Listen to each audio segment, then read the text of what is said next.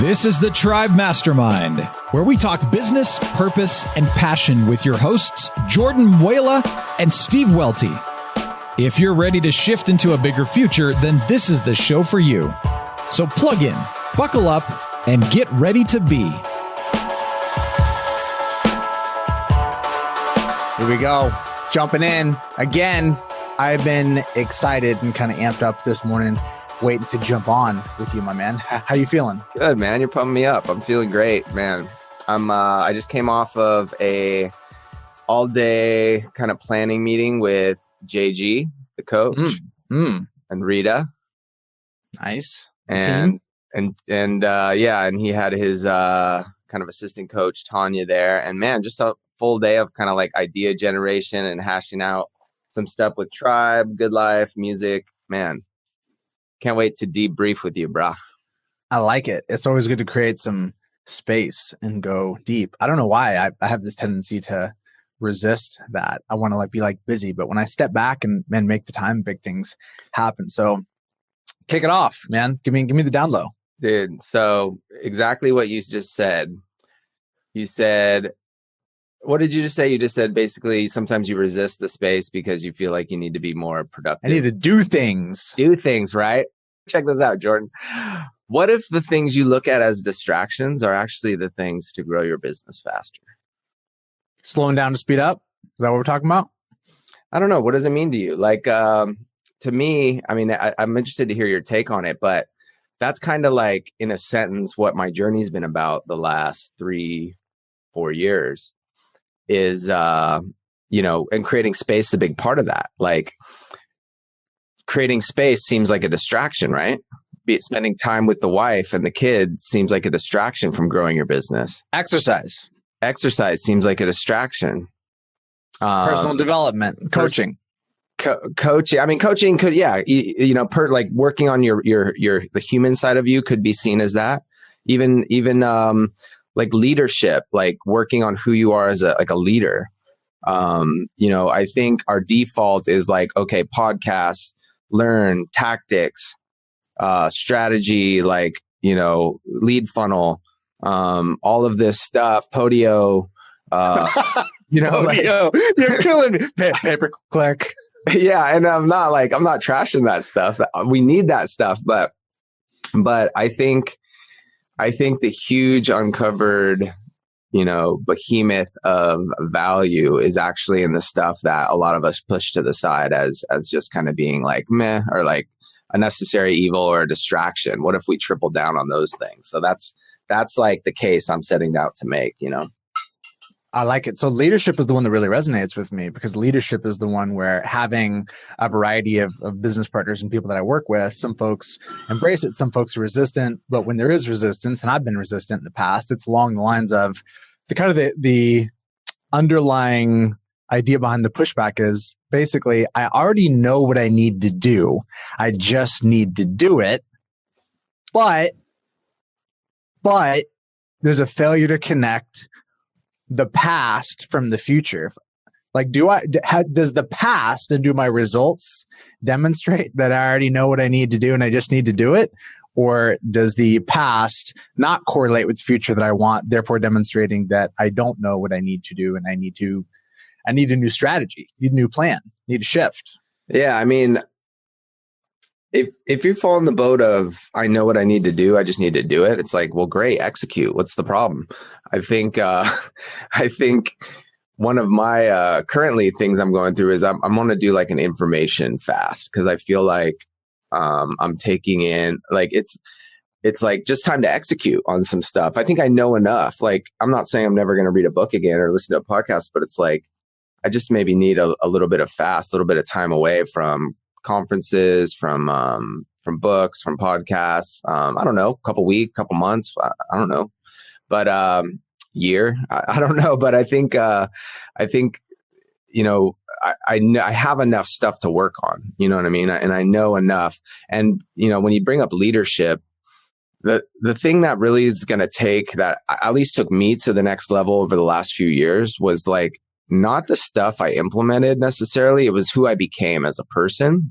I've still got a lot of work to do, but obviously, and that's the leadership thing. And that's what we've talked about. It's not leadership's like a roll your eyes. Like sometimes it's not like sexy, you know, it's not like, oh, like come be a better leader. Some people it is, but overall it seems a little squishy and a little, maybe even a distraction, but becoming a self leader and becoming someone that actually leads by example and attracts people to you and business to you and things to you by the person you become. It's not, it's not what you do, it's who you are. I think that's really the hack. All right, let's wade onto the edge of the ideological and philosophical diving board, as it were, and talk about the law of attraction, which, as soon as that comes out of the mouth, some folks roll their eyes and they're like, oh, law of attraction, The Secret, what is this BS? But if you try and break it down and explain it in a way that is accessible as possible, the way I think about it is that the market always is the truth. The market's answer, the market's response. If people aren't buying what you're selling, that's ultimate truth. That's reality. That is the beauty of capitalism. There's nobody to blame other than yourself, and taking ownership of it allows you to use that feedback to get better and to improve. So it's easy to talk about in the context of selling, but I've been thinking about that in terms of the team lately, man. Like attracting the team that you want, these people that are creative, they're bought in, they're A players, they're thinking about like high level ideas, and they're just really motivated to upskill the capacity and grow the organization. How do you attract those people, man? Like those people, the world is their oyster. You know what I'm saying? Yeah. Well, it helps, number one, to carry yourself in a way and have a presence about yourself that, attracts those types of people. I think people want to follow leaders that they want to become like, and you can help people become more like you. Mm-hmm. And then there's always like someone up the food chain. So that might sound kind of like narcissistic, but it's like, there's always like a mentor above the person that you think you are currently. You know what I mean? So it's always feeding each other. But it's funny you bring up law of attraction. A story came to mind when you said that. When I first heard about that, I was like hooked, and I was just on cloud 9 attracting that I was going to win the lottery. I was like working on that day and night. Like, man, like it was funny. Like I almost had like a quiet, not contempt, but like, I can't think of the right word, but like satisfaction, almost like, dude, these people, my friends don't even know, like I'm about to become like a millionaire. Like I was so confident in it. It was so funny. And it never happened. I mean, like winning the actual lottery, but the interesting thing was, I think it did start a good conversation in our culture about the importance of positive thinking and things like that, which wasn't out there too much in the mainstream, I think. But yeah, just thinking it definitely didn't get me anywhere. It definitely needs to be matched with action. I think about it more as just like feedback, like command flows to the worthy. It's kind of the sense in which I think about it. If you're trying to, with hiring, for example, if you have no culture, you have kind of a low level contempt for your employees, you're not invested in personal leadership, you're not really committed to your goals. You make up BS about, oh, I want to grow the company, but you're not really committed. Like people are going to sniff that out. And if in the absence of those things, you're trying to use your compensation model as the reason that people should be grateful, motivated, and super bought in, like it doesn't work. That's the opposite of the law of attraction. Yeah. Like if you look at all the great CEOs, they inspire, they activate something in people. What's that? I mean? And so if you're not that person, you might want to fire yourself from that position. You know what I mean? Because not everybody, I guess, can do that or work on it. I know Benjamin Franklin, we talked about this in his biography that I have on my shelf. He like realized that his personality was going to get in the way of him becoming who he wanted to be. So he like made actual conscious efforts to like list qualities of people that he wanted to like become. And then he figured out, okay, what do I need to do to become this? So he wasn't necessarily trying to figure out, he spent more time on himself than he did on, figuring out the logistics of the paper business he was in and stuff. Or modulate your expectations, right? You can either lower your expectations or you can raise the bar and raise your skill level. And I tend to be more interested in raising my skill level, but lowering your expectations is another way to do it. I cannot imagine expecting and believing in big success in my role as an entrepreneur without really loving and caring about people and my team members and having a deep bent and bias towards creating a bigger future for them. Yeah. So what about the people that, complain about their employees and complain about their clients? Like, would you even try to talk someone out of that, or are they too far gone? Or like, do you come across that a lot? I'd say that people probably don't verbalize it that bluntly. Some folks do, but for a lot of folks, it's more, it comes through, or you can know that it's coming through when there's more dread than joy when you think about your team members. Yeah. And there's just like a sense of heaviness, and there's a sense of just checking a box as opposed to creating possibility. And a lot of that has to do with like the growth track, right? Like if people can't grow in the role and you're really just bringing somebody on to occupy a seat and sit there indefinitely, that does take quite a bit in the enthusiasm out of where this is going to go on both sides of the equation. Yeah. You bring up enthusiasm. You mentioned joy. We've talked about joy. I think we did a podcast on it. I know we did a tribe exercise about like the role joy plays in growing your business. And one of the things I appreciated about yesterday was JG started off the day with, he drew a line down the center. I think he did a similar exercise once at NARPM, but he like drew a line down the center of the Post-it page, and he said, okay, the doing and the being, right? And so on the doing, he's like, okay, what do you want to like accomplish today? And so I listed the different things I wanted to brainstorm. And he's like, okay, now how do you want to be like as we do this? Like, what's ideal?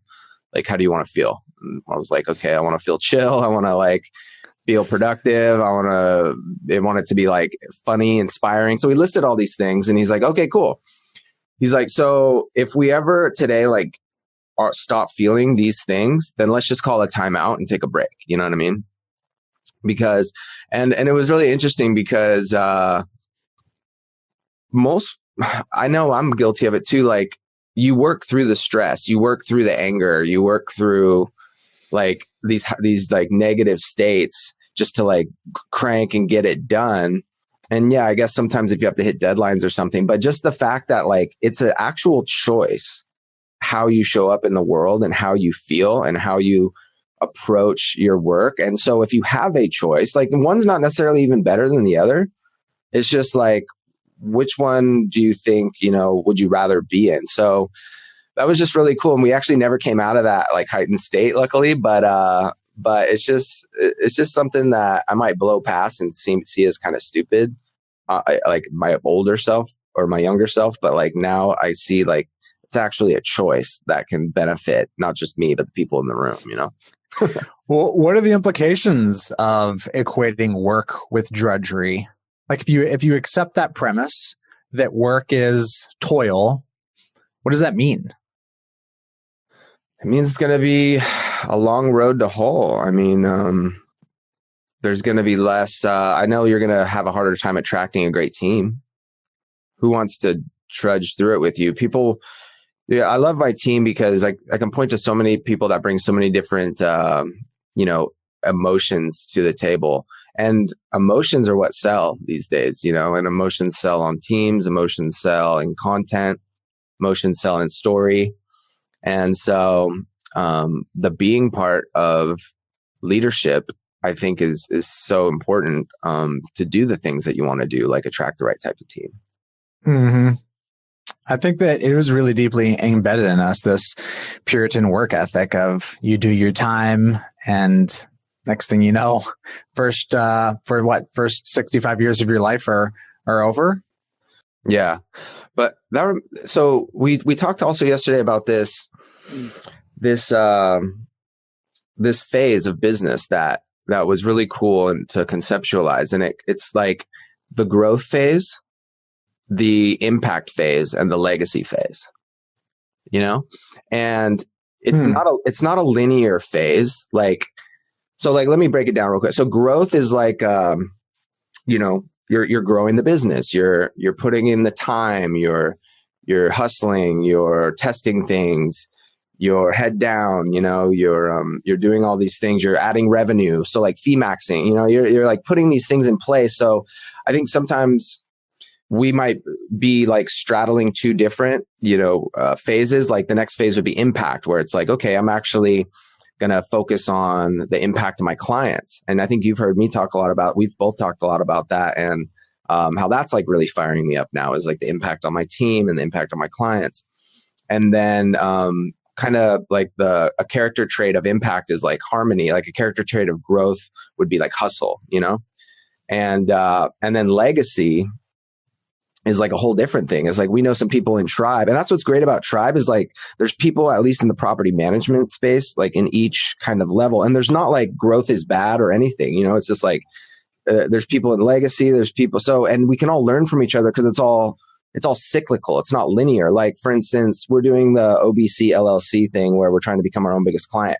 We're like in the growth phase of that. Like we're trying to figure it out. We're hustling, you know what I mean? And so it like, you can push, like, let's say your management business, you can push it to like the impact, maybe you're straddling impact and legacy, and then you're kind of rerouting back to growth in something else, I dig it. It totally makes sense to me. I think I feel myself having gone through parts of that cycle, and being in the impact phase is intensely, I think they're all rewarding in their own unique ways. I guess one isn't better than the other. It's a kind of a loop you can go through multiple times in different areas. Yeah, exactly. So, it's just interesting that we can all learn something from each other in different phases, and that like the hustle or the, and sometimes I'm guilty of it too. Like I'll hear someone just talking about, oh, I grind 18 hours. And I'm like, subconsciously, I'll think like, that's not the way to do it. But really, maybe it is the way to do it for this person. And maybe in perpetuity even makes sense for this person.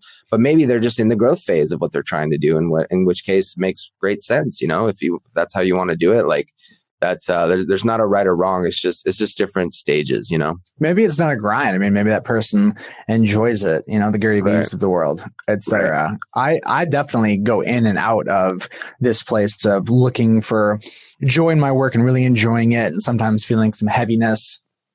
With Strategic Coach, that first year cycle of the program ended for me. So I completed my first year, and it was fantastic. And I got to the point where I realized that in some ways I kind of went through the cycle and succeeded at starving out the less important by focusing on the more important. And at the end of that loop, I had less to do. And it was actually kind of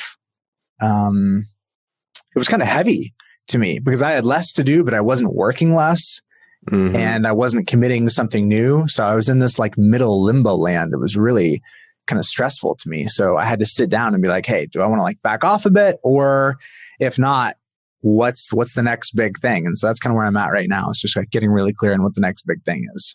Yeah. So what are you leaning towards? Is it like finding another business, going deeper in existing business, working more on like the personal development, the being side, the self-leader of Jordan? Like what's coming up to the surface for you? I mean, I'm definitely weighing my options. If I think about why I am drawn towards starting new things, a lot of it I think is because I love collaboration. I love the thrill of working with smart, passionate people that I know I can create value for and make a win. That's just like really thrilling to me. So that's kind of my default, is to look for other biz dev ops while managing to maintain and expand the new ones. Could be a new event, new podcast. I mean, there's a lot of directions to take it. So I haven't fully committed yet, but what I know is it's got to be large enough in order for me to feel like I can go all in and it can absorb, justify, and reward my effort. There you go.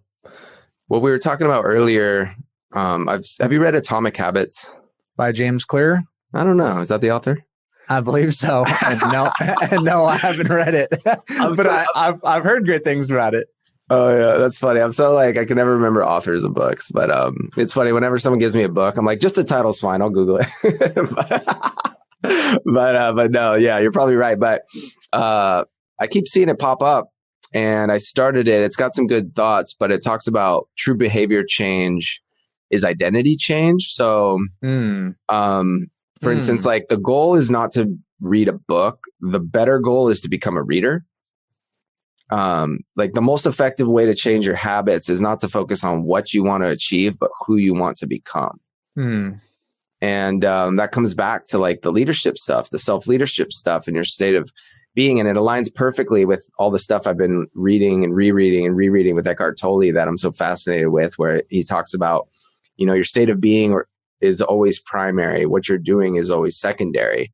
And that like the ego in us, it's always seeking more. It's always trying to add more to itself to feel complete.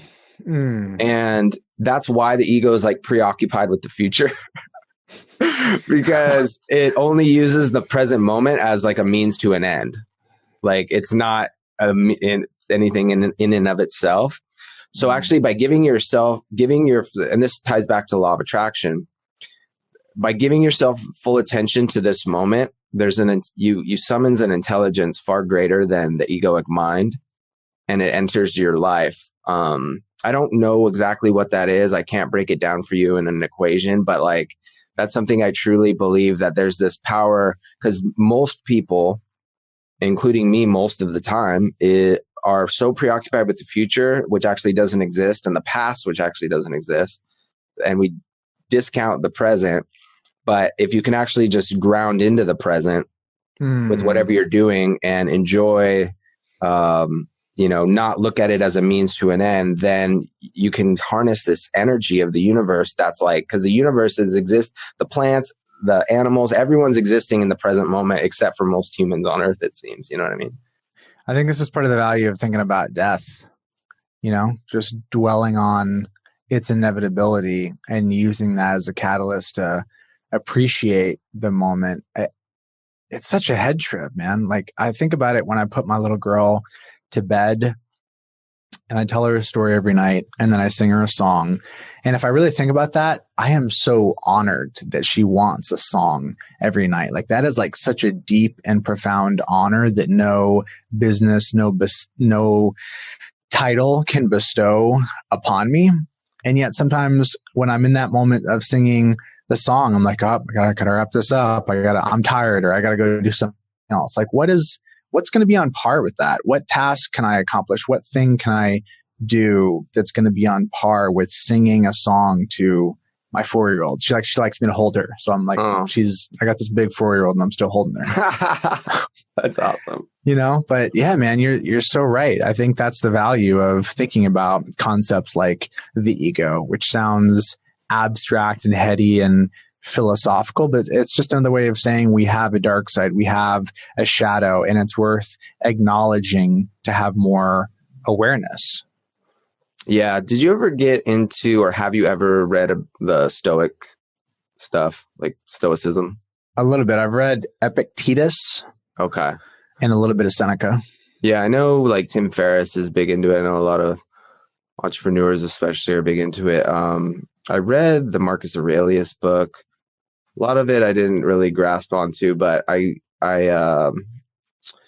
there's this one book I started reading called A Guide to the Good Life, and it's kind of about Stoicism. But one of the things that popped out of me about Stoicism that I like is that, I don't know if it's all Stoics, but a certain subset talk a lot about picturing like calamity happening and picturing like actually going, like, I forget how they put it, but just picturing like this could be the last time you see your wife or son or daughter. It's like, it sucks. I've always kind of been like, why would I think about that? That's ridiculous, but they actually use it as a way, I think, to kind of ground down and to, maybe be more present and maybe be more effective and be more loving. And then they also go as far as to like, periodically, even if they're like well off, they like go into poverty to like experience what poverty is like, and the fact that like, what if you didn't have a face, or like what if your face was caved in, or what if like your leg didn't work? Like they use these things which seem kind of morbid, but it did help me like, holy crap, what if something happened, God forbid, to like someone I really cared about? Then I'm a lot more like loving, present, kind, and in the moment, Yeah, this fleeting moment. It's all we have And me being present creates the bigger future, right? That's the only way the future actually happens. It's the only way that I can influence the future is via what happens in this moment. Yeah. That's all you really have. But all the big changes that I've seen in my company and in my life have come after big personal changes. So that's why I'm really interested in working on myself and working on my mind, becoming a master of my mind and emotions. And and that's the other thing. It's my default, that's why I'm going on this information fast right now, because my default is to always add new information. But it's like, what if I just took the 15-minute car ride or the walk to the beach and one of two things. One, just enjoyed the atmosphere and looked around and was really present with the day. Or two, thought through some of the current issues or problems I'm working on. You know what I mean? How much actual thinking time, just playful thinking time do you do throughout the day? I know if it's on your calendar, okay, I'm going to work on this workflow or something, that's really applied thinking. But maybe to bigger things, how can I create more content? How can I make content better? Do you ever set aside time to just think? So I do set aside time to think, but I also find that in many ways, my mind is compulsively racing. I got out of bed twice last night to send myself emails because I just had random thoughts of things that I wanted to record and jot down. I probably send myself 5 or 6 emails a day. And if I'm at strategic coach or taking a day away, sometimes that volume can go up dramatically. I do find that the information fast is appealing to me in the sense that if I'm doing too much and I'm too rapid in my communications, my mind is sufficiently wound up that the quality of my thought goes down because it's overly frenetic. Mm-hmm. I can't think slow enough for it to be constructive. It's more looping, if that makes sense. Yeah. Yeah, I feel you. So what do you do when you get into that state? Do you try to pull out of it or? Not always. No. Last night, I just decided to just go to bed. Would you remember what one of the things were that were yeah, I sent myself emails. Jeff, I was thinking about Jeff Clausen in Austin, Texas last night at 11 p.m. I wanted to connect him with Deb Newell because he was having some maintenance issues, and I thought it'd be worthwhile for him to talk to her. You. Good looking out, man. That's strong. That's strong. At least it wasn't some fully selfish thought. But that's funny. When I do yoga, especially when I do yoga sculpt, which is a high intensity kind of weights thing, I think it's my ego wants to. I try to stay present, but it's I get the best freaking ideas, and I try to I feel like they're the best ideas, but usually they're not. Usually it's because I'm kind of high in a sense. Yeah. It's the old, you smoke pot and then you play guitar and you think all the songs sound great or whatever, but it's they're not really good. You're just in an altered state. Man, yeah, you know, you're doing a special kind of yoga, man. You got to tell me more about that. No, but it's funny. So I've been proud of myself because I've been not usually I'll grab onto some really great idea that I have during a yoga session. And then I'll be okay, I got to remember this until the end of the class. And I'm no, just let it go.